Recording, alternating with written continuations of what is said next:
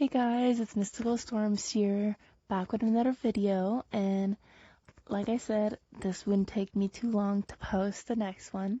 So this is part 4 of Shadow Sensei, the Vigilante Heroics Teacher. It's a 1400 word fic, and yeah. It's called A Vigilante's Day Off by Silver Roses and Dragons. The summary is Hitoshi invited Izuku over to play video games. Cue bonding. So let's get started. Hitoshi pulls the corner of his lip up as he opens the door, hoping the small smile looked natural. He's not used to showing his emotions on his face unless they're really strong, but he thinks showing that he's happy will help Izuku feel more comfortable. Hey, come on in, Hitoshi said, stepping to the side. Thanks, Izuku says. He toes off his shoes and looks ready to proceed in his socks, but Hitoshi stops him. We pulled out a pair of house slippers that you can use, since your feet are a bit smaller than mine, he says, gesturing to the slippers. It's not entirely true, seeing as the slippers were never his, but Dad and Papa think that telling Izuku they bought them for him will be too much right now. So Hitoshi goes with it. He doesn't really agree because he thinks they should always be honest, especially with a kid coming from a less than ideal situation. But he'll trust his parents on this because it's something so small. As Izuku pulls the slipper with a murmured thanks, Hitoshi continues. I should warn you, Papa is expecting you to stay for dinner. He has a thing about feeding people, I swear he can't let anyone who visits our house sleep without at least giving them refreshments or some kind of homemade snacks. That part he doesn't have to lie about. Papa's way more domestic than anyone would think, considering his loud, somewhat carefree personality.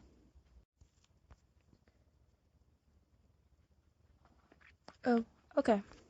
Once the slippers are on, Izuku just stands there, not making eye contact with Hitoshi, but not fidgeting either.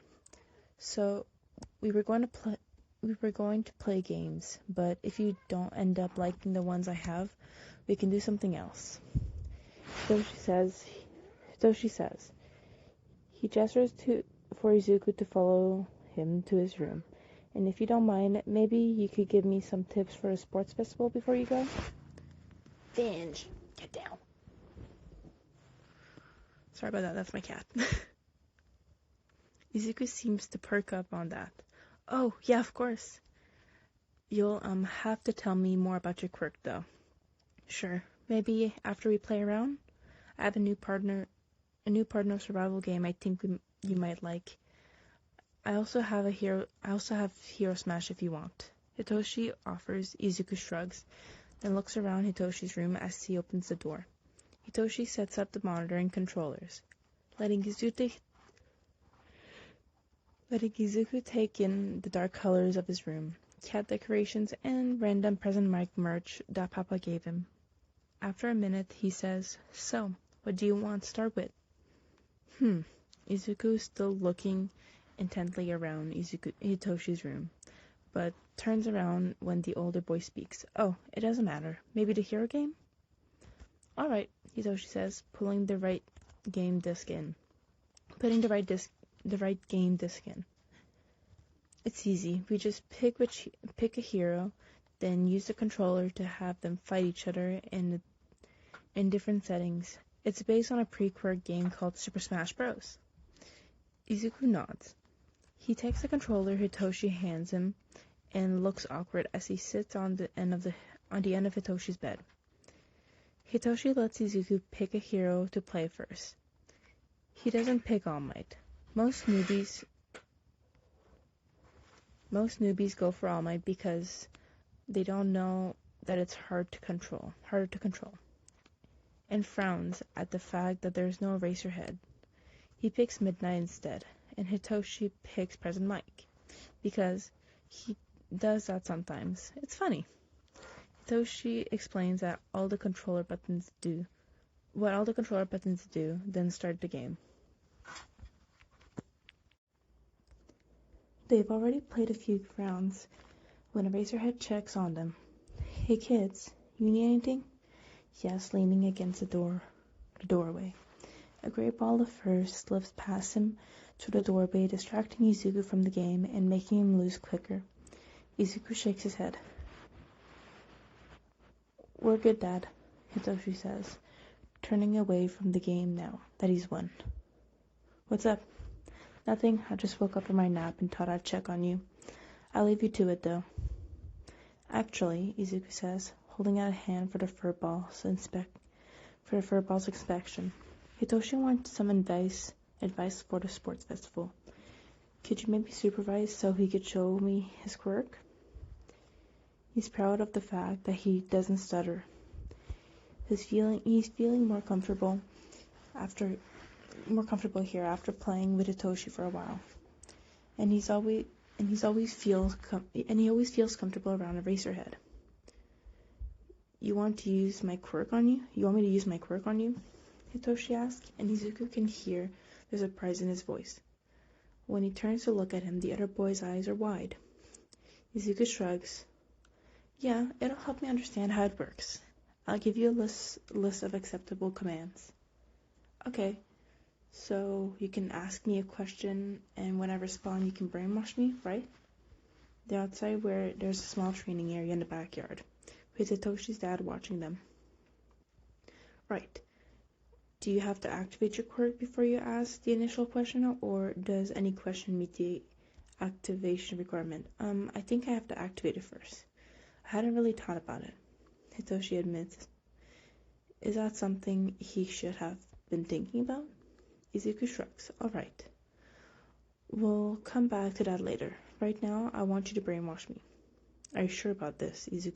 Hitoshi asks, putting his quirk into his voice. He lets Izuku get out a quick yes before he takes control, and Izuku goes still and blank.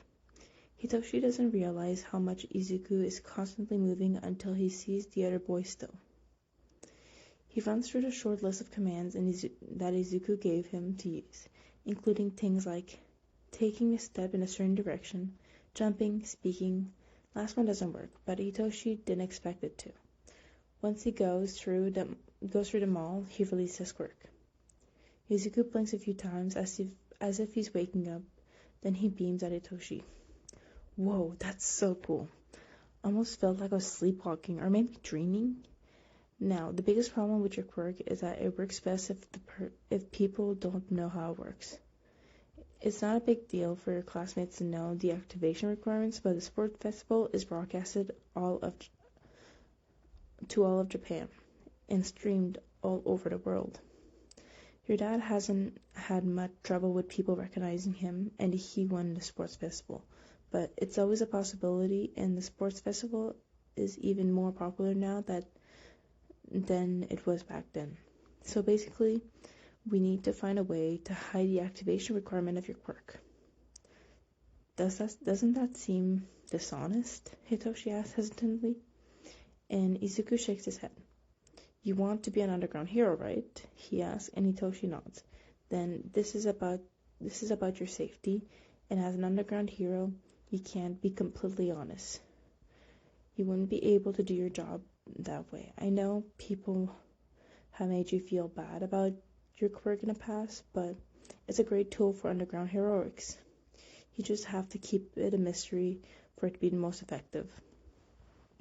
Hitoshi takes a deep breath and nods. He knows that Izuku is right, but there is still a voice in his head telling him that hiding his quirk activation requirement is something a villain would do. Okay, how are we going to do that? Hey Izuku, would you come to the sports festival? You've helped. Okay, how are we going to do that? Hey Izuku, would you come to the sports festival? You've helped me out so much, and you'd be able to take notes on all my classmates, Hitoshi says later, as they're waiting for dinner to be ready. Izuku blinks, blue screening for a moment before he waves his hands in front of him. Oh no, I don't have that kind of money. Tickets are really expensive, and it's next week. I doubt any tickets are left anyway. I meant you could use one of my tickets. Izuku pauses. Huh? What does that mean? Why would Hitoshi have tickets? It's not like he needs them being a student. Every student gets 2 free family and friends tickets for whoever they want to be there to cheer them on. But my parents are going to be working, so no one is using them anyway. And I'd like you to come on and cheer me quietly. Oh. Izuku blinks. Then, I guess, if you're sure, I'm sure. Izuku beams at the purple boy. Thank you. And that's the end of this fic. Here's a little kudos. I'm so sorry about the background noise in the beginning, especially my cat. And then I changed to the bathroom because it's the only quiet place right now. But it's very echoey, so I don't know if you'll hear it on the audio, but at the moment, that's the audio quality we're going to be having to work with until further notice. It's either in here, in my car, or at work, and all of those have big chances of lots of noise happening, and then, yeah, so, and one thing that was funny is as soon as I paused it because my cat kept making noise, you can hear all the piping in my room. I just started hearing a big rushing of water, and I'm just like, thank God it's paused, because y'all would have heard that so clearly. Like, oh my God, it's so loud. It's annoying as shit. But you know, the things we have to do. It's only temporary for now anyway in my room. But yeah. Anyway, I hope you guys enjoyed. Please go kudos the author. The fic is always in the description. And if you have any questions or concerns, wait, I'm getting confused now. I usually say that when I'm at work. And I hope you guys have a lovely day, night, morning, evening, whenever, wherever you are. I am so sorry. I am quite tired, and I have work in about an hour and a half, so wish me luck, to be honest. Anyway, I'll see you guys in the next video. This one was shorter, but I do hope you enjoyed. Bye!